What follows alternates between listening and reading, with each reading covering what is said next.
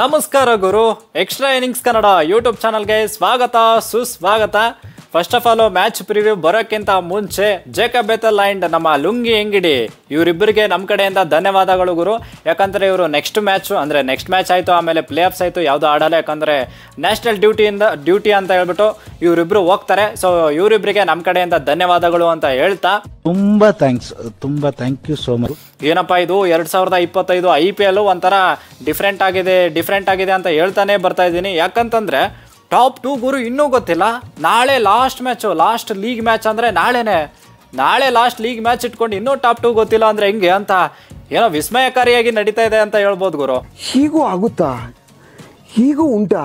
ಏನಂದ್ರೆ ನಾಳೆ RCB versus LSG ಅಂದ್ರೆ ಲಕ್ನೋವಲ್ಲಿ ಇರೋದ್ರಿಂದ LSG ವರ್ಸಸ್ RCB ಮ್ಯಾಚು ಒಂದು ಹೈ ವೋಲ್ಟೇಜ್ ಕ್ರೂಷಿಯಲ್ ಮ್ಯಾಚು. ಅದು ನಮಗೆ RCB ಅವರಿಗೂ ಹಂಗೆ, ಆಮೇಲೆ ಗ್ಯಾಪಲ್ಲಿ ನಮ್ಮ GT ಅವ್ರಿಗೂ ಹಂಗೆ. ಯಾಕಂತಂದ್ರೆ ನಮ್ಮ RCB ಅವರು ಗೆದ್ರೆ ಸೀದಾ ಡೈರೆಕ್ಟ್ ಆಗಿ ಟಾಪ್ 2 ಅಲ್ಲಿ ಅವಕಾಶ ಪಡಿತಾರೆ, ಅಂದ್ರೆ ಟಾಪ್ 2ಗೆ ಪ್ರವೇಶ ಪಡಿತಾರೆ. ಈ ಕಡೆ ಏನಾದರೂ ಆ ಕಡೆ ಈ ಕಡೆ ಆದರೆ GT ಅವರು ಕಾದು ಕುಳಿತಿರ್ತಾರೆ, ಸೊ ಅವರು ಪ್ರವೇಶ ಪಡಿಬೋದು. ಇದೊಂದು ಸಿನಾರಿಯೋ ಆದರೆ ಇವತ್ತಿಂದು PBKS ವರ್ಸಸ್ MI ಇದು ನಿಮಗೆಲ್ಲ ಗೊತ್ತಿರಂಗೆ. PBKS ಆಗಲಿ ಅಥವಾ MI ಎರಡರಲ್ಲಿ ಯಾವುದಾದ್ರೂ ಗೆಲ್ಲಿ ಅವರು ಟಾಪ್ 2ಗೆ ಪ್ರವೇಶ ಪಡಿತಾರೆ ಅಂತ. ಇನ್ನು ನಾಳೆ LSG ವರ್ಸಸ್ RCB ಮ್ಯಾಚ್ಗೆ ಬರೋದಾದ್ರೆ ಸ್ಟ್ಯಾಟ್ಸ್ ಏನು, ಪ್ಲೇಯಿಂಗ್ 11 ಏನು, ಏನಾದರೂ ಹೆವಿ ಚೇಂಜಸ್ ಇದಾವ, ಆಮೇಲೆ ಈ ಕಡೆ ಮ್ಯಾಚ್ ಅಪ್ಸ್ ಹೆಂಗೆ ಏನು ಕತೆ ಅಂತ ಸ್ವಲ್ಪ ಅದ್ರ ಬಗ್ಗೆ ನೋಡೋದಾದ್ರೆ ಗುರು ಫಸ್ಟ್ ಸ್ಟ್ಯಾಟ್ಸ್ ನೋಡೋಣ. ಸ್ಟ್ಯಾಟ್ಸಲ್ಲಿ ಏನು ಹೇಳುತ್ತೆ ಅಂತಂದರೆ ಏಕನ ಸ್ಟೇಡಿಯಮಲ್ಲಿ ನಾವು ಇಲ್ಲಿವರೆಗೂ 2 ಮ್ಯಾಚ್ ಆಡಿದ್ದೀವಿ. ಒಂದೇ ಮ್ಯಾಚ್ ಆಡಿದ್ವಿ, ಅದು ಗೆದ್ದಿದ್ವಿ. ಬಟ್ ಲಾಸ್ಟ್ ಮ್ಯಾಚು ನಾವು ಏಕನ ಸ್ಟೇಡಿಯಮಲ್ಲಿ ಆಡಿರೋದ್ರಿಂದ, ಅದು ಲಕ್ನೋವಲ್ಲಿ ಆಡಿರೋದ್ರಿಂದ ಸೋತಿದ್ವಲ್ವಾ. ಸೊ ಅದಕ್ಕೆ 1:1 50-50 ಆಗಿದೆ. ಇನ್ನು LSG ವಿರುದ್ಧ ಹೆಂಗಿದೆ ಗುರು ರೆಕಾರ್ಡು ಅಂತ ನೋಡೋದಾದರೆ 5 ಮ್ಯಾಚ್ ಆಡಿದ್ದೀವಿ, ಅದರಲ್ಲಿ ನಾವು RCB ಅವರು 3 ಗೆದ್ದಿದ್ದೀವಿ. ಈ ಕಡೆ LSG ಅವರು 2 ಗೆದ್ದಿದ್ದಾರೆ. ಏನಂದರೆ ಇವರು ಬ್ಲ್ಯಾಕ್ ಸಾಯಿಲ್ ಕೊಟ್ಟರೆ ಗ್ಯಾಪಲ್ಲಿ ಸ್ವಲ್ಪ ಸ್ಪಿನ್ ಆಗುತ್ತೆ, ಸಖತ್ತಾಗುತ್ತೆ, 180 ಹೊಡೆದ್ರೆ ಸಾಕು ಅನ್ನೋ ಥರ. ಬಟ್ ಸದ್ಯದ ಪರಿಸ್ಥಿತಿಗೆ ಒಂದು 4 ಮ್ಯಾಚ್ ನೋಡಿದ್ರೆ ಗುರು ಹೆಂಗಂದರೆ ಫಸ್ಟ್ ಬ್ಯಾಟಿಂಗ್ ಮಾಡಿದವರು 220+ ಹೊಡೆದ್ರೆ ಸಾಕು ಅನ್ನೋ ಥರ ಆಗಿದೆ. 210 220 ಎಲ್ಲ ಇಲ್ಲಿ ಚೇಸ್ ಮಾಡೋಕೆ ಆಗದೆ ಇರೋ ಥರ ಆಗಿದೆ. ಸೊ 210 ಒಳಗಡೆ ಏನಾದರೂ ಕಟ್ ಹಾಕಿದ್ರೆ ಚೇಸ್ ಮಾಡ್ಬೋದು ಆ ಥರ. ನಮ್ಮ RCB ಪಾಯಿಂಟ್ ಆಫ್ ವ್ಯೂವಲ್ಲಿ ನೋಡೋದಾದರೆ ಫಸ್ಟ್ ಬ್ಯಾಟಿಂಗ್ ಮಾಡಿದ್ರೆ ಗುರು 220+ ಹೊಡಿಲೇಬೇಕು. ಸೆಕೆಂಡ್ ಬ್ಯಾಟಿಂಗ್ ಏನಾದರೂ ಅಂದರೆ ಚೇಸ್ ಏನಾದರೂ ಬಂದರೆ 180 190 ಅವ್ರಿಗೆ ಅಲ್ಲೇ ಕಟ್ ಹಾಕಬೇಕು. 190 ಒಳಗಡೆನೆ ಕಟ್ ಹಾಕ್ಬಿಟ್ಟು ನಾವು ಆರಾಮಾಗಿ ಚೇಸ್ ಮಾಡ್ಬೋದು ಆ ಥರ. ಸೊ ನೋಡೋದಾದರೆ ನಾವು ಸ್ವಲ್ಪ ಚೇಸಿಂಗೇ ತೊಗೋಬೇಕು, ಬಟ್ ಬೌಲಿಂಗಲ್ಲಿ ಸ್ವಲ್ಪ ಸಖತ್ತಾಗಿ ಬೌಲಿಂಗ್ ಮಾಡಬೇಕು. ಹೋದ ಮ್ಯಾಚಲ್ಲಿ ಏನು ತಪ್ಪು ಮಾಡಿದ್ದೀವಿ ಆ ತಪ್ಪುಗಳನ್ನು ಮತ್ತೆ ಮಾಡಬಾರ್ದು ಅಂತ ಅಷ್ಟೇ. ಇನ್ನು ನೆಕ್ಸ್ಟ್ ಪ್ಲೇಯಿಂಗ್ 11 ನೋಡೋಣ. ಪ್ಲೇಯಿಂಗ್ 11ಅಲ್ಲಿ ಏನಾದರೂ ಹೆವಿ ಚೇಂಜಸ್ ಇದಾವ ಗುರು, ಬದಲಾವಣೆಗಳನ್ನು ನೋಡ್ಬೋದು ಅಂತ ಕೇಳಿದ್ರೆ RCB ಪ್ಲೇಯಿಂಗ್ 11ಅಲ್ಲಿ ಫಸ್ಟು ನೋಡೋದಾದರೆ ಗ್ಯಾಪಲ್ಲಿ ಏನಂದರೆ ನಮ್ಮ ಮಯಾಂಕ್ ಅಗರ್ವಾಲ್ ಅವರ ಜಾಗದಲ್ಲಿ ಚಿಕರನ ತೊಗೊಂಡು ಬನ್ನಿ ಅಂತ ಹೇಳ್ತಿದ್ದಾರೆ. ಬಟ್ ನಂಗೆ ಕೇಳಿದ್ರೆ ಮಯಾಂಕ್ ಅಗರ್ವಾಲ್ ಅವ್ರನ್ನ ಒಂದೇ ಮ್ಯಾಚ್ಗೆ ಕಡೆಗಣಿಸೋಕ್ಕಾಗಲ್ಲ. ಸೊ ಈ ಮ್ಯಾಚು ಪಕ್ಕ ಅಗರ್ವಾಲ್ ಅವರೇ ಆಡ್ತಾರೆ, ಅನುಭವ ಇರೋದ್ರಿಂದ ಸ್ವಲ್ಪ ನಮ್ಮ ಮಯಾಂಕ್ ಅಗರ್ವಾಲ್ಗೆ ಇವರು ಮಣೆ ಹಾಕ್ಬಿಟ್ಟು ಅವರೇ ನಂಬರ್ 3 ಆಡ್ತಾರೆ ಅಂತ ನನಗನ್ಸುತ್ತೆ. ಇನ್ನು ನೆಕ್ಸ್ಟು ಮೇನ್ ನಮಗೆ ಬಿಗ್ ಹೊಡೆತ ಏನಪ್ಪ ಅಂತಂದರೆ ಟೀಮ್ ಡೇವಿಡ್ ಅವ್ರದ್ದು ಅದು ಹ್ಯಾಮ್ಸ್ಟ್ರಿಂಗ್ ಆಯ್ತಲ್ಲ, ಸೊ ಅದು ನಮಗೆ ಸ್ವಲ್ಪ ಬಿಗ್ ಹೊಡೆತ ಆಗ್ಬೋದು. ಯಾಕಂತಂದರೆ ನಾಳೆ ಮ್ಯಾಚ್ ಆಡ್ತಾರೆ ಇಲ್ಲ ಅನ್ನೋದೇ ಡೌಟ್ ಆಗಿದೆ ಗುರು. ಸೊ ಟೀಮ್ ಡೇವಿಡ್ ಅವರ ಜಾಗದಲ್ಲಿ ಯಾರು ಬರ್ತಾರೆ ಅಂತ ಕೇಳಿದ್ರೆ ಐದರ್ ಲಿವಿಂಗ್ಸ್ಟೋನ್ ಆರ್ ಟೀಮ್ ಶೆಫರ್ಟ್ ಇದ್ದಾರೆ. ಸೊ ಏನಂದರೆ ಇವ್ರು ನನಗೆ ಕೇಳಿದ್ರೆ ಲಿವಿಂಗ್ಸ್ಟೋನ್ಗೆ ಹೋಗ್ತಾರೆ ಅಂತ ಅಂದರೆ ಲಿವಿಂಗ್ಸ್ಟೋನ್ನೇ ಆಡಿಸ್ತಾರ ಅಂತ ನನಗನ್ನಿಸ್ತಾ ಇದೆ. ಯಾಕಂದರೆ ಇವರು ಲೆಗ್ ಸ್ಪಿನ್ ಬೇರೆ ಆಗ್ತಾರೆ, ಆಮೇಲೆ ಬ್ಯಾಟಿಂಗಲ್ಲೂ ಆ್ಯಸ್ ಎ ಫಿನಿಷರ್ ಆಗಿ ಆಡ್ತಾರೆ ಇವರು ಆ ಥರ. ಸೊ ಟೀಮ್ ಸೆಫರ್ಟ್ ನೋಡೋದಾದರೆ ಅವರು ಟಾಪ್ ಆರ್ಡರ್ ಬ್ಯಾಟ್ಸ್ಮನು. ಸೊ ಈ ಥರ ಇರೋದ್ರಿಂದ ನಂಗೆ ಯಾಕೋ ಲಿವಿಂಗ್ಸ್ಟೋನೇ ಆಡಿಸ್ತಾರೆ ಅಂತ. ಬಟ್ ನನಗೆ ಪರ್ಸ್ನಲ್ ಒಪಿನಿಯನ್ ಕೇಳಿದ್ರೆ ಆಬ್ವಿಯಸ್ಲಿ ಟೀಮ್ ಸೆಫರ್ಟೇ ಆಡಿಸ್ಲಿ ಅಂತ. ಯಾಕಂದರೆ ಲಿವಿಂಗ್ಸ್ಟೋನ್ ಆ ಲೆವೆಲ್ಗೆ ಫಾರ್ಮಲ್ಲಿ ಇರಲಿಲ್ಲ, ಆದರೂ ಈ ಒಂದು 20 ದಿನ ಗ್ಯಾಪಲ್ಲಿ ಸ್ವಲ್ಪ ರೊಚ್ಕೆದ್ಬಿಟ್ಟು ಬಂದು ಆಡ್ತಾರೇನೋ ಅಂತ ನೋಡ್ಬೇಕು ಯಾರನ್ನ ಆಡಿಸ್ತಾರೆ ಅಂತ. ಇನ್ನು ಈ ಕಡೆ ಹೇಜಲ್ವುಡ್ ಅವರ ಜಾಗದಲ್ಲಿ ಅಂದರೆ ಹೇಜಲ್ವುಡ್ ಅವರು ಈ ಮ್ಯಾಚ್ ಆಡ್ತಾರಾ ಇಲ್ಲ ಅನ್ನೋದು ಸ್ವಲ್ಪ ತುಂಬ ಜನಕ್ಕೆ ಡೌಟ್ ಇರುತ್ತೆ. ಬಟ್ ನನಗೆ ಕೇಳಿದ್ರೆ ಇದು ಕ್ರೂಷಿಯಲ್ ಮ್ಯಾಚ್ ಆಗಿರೋದ್ರಿಂದ ಯಾಕೋ ನಮ್ಮ RCB ಮ್ಯಾನೇಜ್ಮೆಂಟ್ ಅವರು ಹೇಜಲ್ವುಡ್ ಅಣ್ಣ ನೀವು ಆಡಿ ಈ ಮ್ಯಾಚು, ಪ್ಲೇ ಆಫ್ಸ್ ಆಡಿ, ಈ ಮ್ಯಾಚ್ ಆಡಿ, ಎಲ್ಲ ಮ್ಯಾಚ್ ಆಡಿ ಅಂತ ಬೇಗನೆ ಬಂದಿದ್ದಾರೆ ಕೂಡ, ರಿಹ್ಯಾಬ್ ಎಲ್ಲ ಮಾಡಿಬಿಟ್ಟು ಬಂದಿದ್ದಾರೆ. ಸೊ ಯಾಕೋ ಹೇಜಲ್ವುಡ್ ಅವರಂತೂ ಫಿಕ್ಸ್ ಆಡೋ ಥರ ಕಾಣಿಸ್ತಾ ಇದೆ. ನಂಗೆ ಯಾಕೋ ಅನ್ನಿಸ್ತಾ ಇದೆ ಗುರು. ಅದಕ್ಕೆ ಅಂದರೆ ಬಲ್ಲ ಮೂಲಗಳ ಮಾಹಿತಿಯ ಪ್ರಕಾರ ಅಂತೂ ಏನೋ ಸುದ್ದಿ ಬಂದಿಲ್ಲ ಇಲ್ಲಿವರೆಗೂ ಆಡ್ತಾರ ಆಡಲ್ಲ ಅಂತ. ಪ್ಲೇ ಆಫ್ಸೇ ಆಡ್ತಾರೆ ಅಂತ ಸುದ್ದಿ ಬಂದಿದೆ ಆ ಥರ. ಬಟ್ ನನ್ಗೆ ಯಾಕೋ ಅನ್ನಿಸ್ತಾ ಇದೆ ನಾಳೆ ಮ್ಯಾಚ್ ಆಡ್ತಾರೆ ಅಂತ. ಮಜಾ ಇರುತ್ತೆ, ಆಡಿದ್ರೆ ಸೈಕ್ ಆಗಿರುತ್ತೆ ಗುರು. ಇನ್ನು LSG ಪ್ಲೇಯಿಂಗ್ 11 ನೋಡೋದಾದ್ರೆ ಅಲ್ಲಿ ಏನಾದರೂ ಚೇಂಜಸ್ ಇದೆಯಾ ಅಂತ ಕೇಳಿದ್ರೆ ಫಸ್ಟು ನಮ್ಮ ಮರ್ಕರಮ್ ಅವರು ಸೌತ್ ಆಫ್ರಿಕಾ ನ್ಯಾಷನಲ್ ಡ್ಯೂಟಿ ಅಂತ ಹೋಗ್ತಿರೋದ್ರಿಂದ ಮ್ಯಾಥ್ಯೂ ಬ್ರಿಡ್ಜ್ಗೆ ಅವ್ರ ಜಾಗದಲ್ಲಿ ಬರ್ಬೋದು ಅಂತ. ಯಾಕಂತಂದರೆ ನಮ್ಮ ಲುಂಗಿ ಎಂಗಿಡಿನೂ ಹೋಗ್ತಾ ಇದ್ದಾರಲ್ವ, ಅದಕ್ಕೋಸ್ಕರ ನನಗೆ ಅಂದರೆ ಆ ಥರ ಅನ್ನಿಸ್ತಾ ಇದೆ ಮರ್ಕರಮ್ ಹೋಗಿರ್ತಾರೆ ಅಂತ. ಸೊ ಅವ್ರ ಜಾಗದಲ್ಲಿ ಮ್ಯಾಥ್ಯೂ ಬ್ರಿಡ್ಜ್ಗೆ ಬರ್ತಾರೆ ಅಂತ. ಇಲ್ಲ ಅಂದ್ರೆ ಏನಾಗುತ್ತೆ ಗೊತ್ತಾ, ಈ ರಿಷಬ್ ಪಂತ್ ಅವರು ಓಪನಿಂಗೇ ಆಡ್ತಾರೆ, ಅಂದ್ರೆ ಓಪನರ್ ಆಗಿ ಬಂದ್ಬಿಟ್ಟು ಡೇವಿಡ್ ಮಿಲ್ಲರ್ ಅವ್ರನ್ನ ಇವರು ಮತ್ತೆ ಫಿನಿಶರ್ ಆಗಿ ತರ್ಬೋದು ಗುರು, ಅದು ಒಂದು ಆಪ್ಷನ್ ಇದೆ. ನೆಕ್ಸ್ಟ್ ಈ ಕಡೆ ದಿಗ್ವೇಶ್ ರಾಠಿ ಅಣ್ಣ ಹೋದ್ ಮ್ಯಾಚು ಬ್ಯಾನ್ ಆಗಿರೋದ್ರಿಂದ ಈ ಮ್ಯಾಚ್ ಮತ್ತೆ ವಾಪಸ್ ಆಗ್ತಾರೆ. ಸೊ ದಿಗ್ವೇಶ್ ರಾಠಿನೂ ಬರ್ತಾರೆ. ಇನ್ನು ನೆಕ್ಸ್ಟ್ ಮೇನು ಮ್ಯಾಚಪ್ಸಿಗೆ ಬರೋಣ.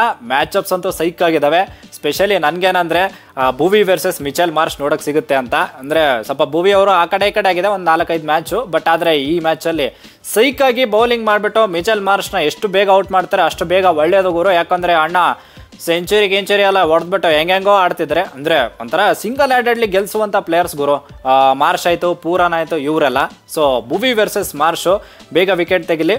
ಹೇಜಲ್ವುಡ್ ಬೇರೆ ಬಂದ್ರೆ ಹೇಜಲ್ವುಡ್ ವರ್ಸಸ್ ಪೂರನು, ಇದು ಸೈಕ್ ಆಗಿರುತ್ತೆ ಗುರು. ನಮ್ಮ ಜೋಶ್ ಅಣ್ಣ ಫುಲ್ ಜೋಶ್ ತಗೊಂಡು ಬಂದ್ಬಿಟ್ಟು ಬೌಲಿಂಗ್ ಎಲ್ಲ ಸಖತ್ತಾಗಿ ಮಾಡಿ ಎಕ್ಸ್ಟ್ರಾ ಬೌನ್ಸ್ ಎಲ್ಲ ಕೊಟ್ರೆ ಮುಗ್ದಾಯ್ತು ಕತೆ.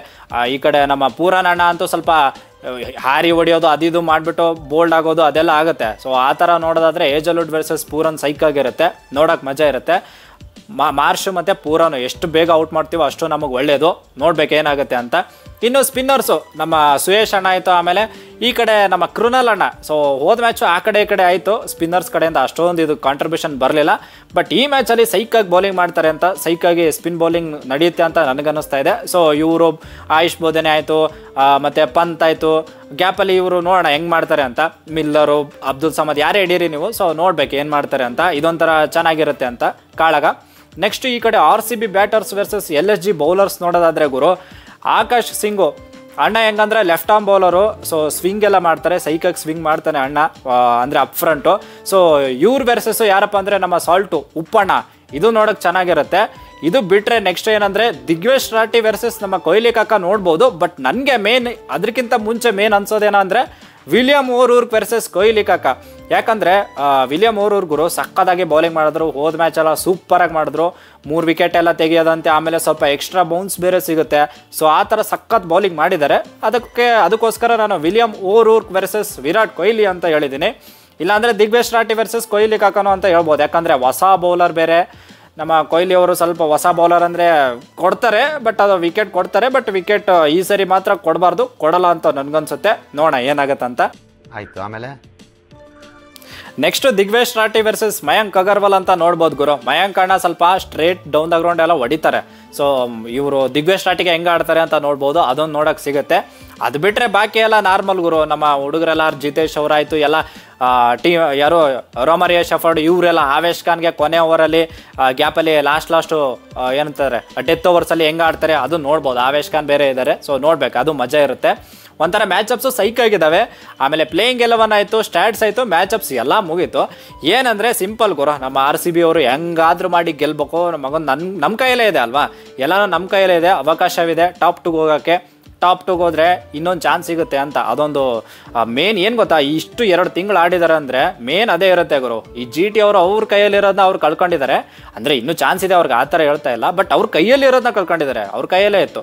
ಸೊ ನಮ್ಮ ಕೈಯಲ್ಲಿದೆ ಅಂತಂದರೆ ನಾವು ಕಳ್ಕೊಳ್ಳೋದು ಬೇಡ, ಆ್ಯಂಡ್ ಕಳ್ಕೊಳ್ಳಲ್ಲ ಕೂಡ ಇವರು ಅಂತ ನನಗನ್ನಿಸ್ತಾ ಇದೆ. ಸೊ ನಾಳೆ ಮ್ಯಾಚು ಸೈಕಾಗಿ ಆಡ್ಬಿಟ್ಟು ನಮ್ಮ RCB ಅವರು ಸೂಪರಾಗಿ ಆಡಿ ಸೂಪರಾಗಿ ವಿನ್ ಆಗಲಿ ಅಂತ ದೇವರಲ್ಲಿ ಪ್ರಾರ್ಥಿಸುತ್ತಾ, ಕೃಷ್ಣಾಯ ವಾಸುದೇವಾಯ ಹರಿಯೇ ಪರಮಾತ್ಮನೆ ಪ್ರಣತಃ ಕ್ಲೇಶನಾಶಾಯ ಗೋವಿಂದಾಯ ನಮೋ ನಮಃ.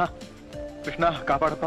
ಪ್ಲೇಯಿಂಗ್ 11, ಮ್ಯಾಚಪ್ಸ್, ಸ್ಟ್ಯಾಟ್ಸ್, ಆಮೇಲೆ ಯಾರ ಜಾಗದಲ್ಲಿ ಯಾರು ಬಂದರೆ ನಿಮಗೆ ಇನ್ನೂ ಸೈಕ್ ಆಗಿರುತ್ತೆ ಅಂತ ಕೆಲವೊಂದು ಇದ್ರ ಬಗ್ಗೆ ಎಲ್ಲ ಪ್ಲೀಸ್ ಕಮೆಂಟ್ ಬಾಕ್ಸಲ್ಲಿ ತಿಳಿಸಿ ಅಂತ ಹೇಳ್ತಾ, ಈ ವಿಡಿಯೋ ನಿಮಗೆ ಇಷ್ಟ ಆದರೆ ಪ್ಲೀಸ್ ಲೈಕು, ಶೇರು, ಸಬ್ಸ್ಕ್ರೈಬು ಎಲ್ಲ ಮಾಡೋದು ಮರಿಬೇಡಿ, ಮಾಡಿ ಅಂತ ಹೇಳ್ತಾ that's it for the day. Bye.